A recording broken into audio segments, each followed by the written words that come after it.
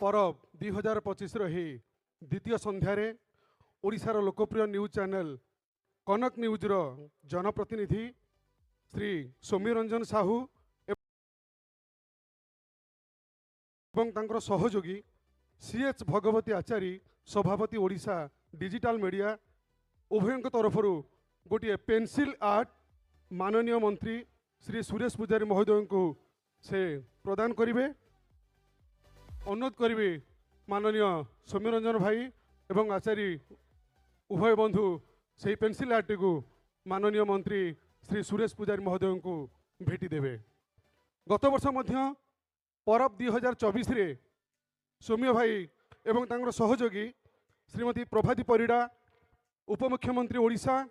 एवं श्री भी कीर्तिभाषण पूर्वतन जिलापाल कोरापुट उभय को पेंसिल आर्ट प्रदान करते परबर महामंच तेणु आपण मानू अनुरोध गोटे जोरदार करताली माध्यम उभय को आपण माने स्वागत करेंगे शुभेच्छा जणाइबे से माने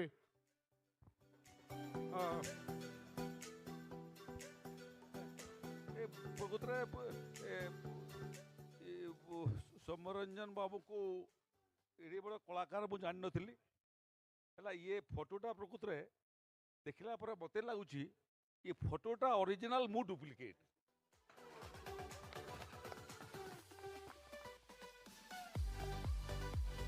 बहुत बहुत धन्यवाद समस्त को पुणी थे आम समस्त को अनुरोध करूँ समस्ते बसीजे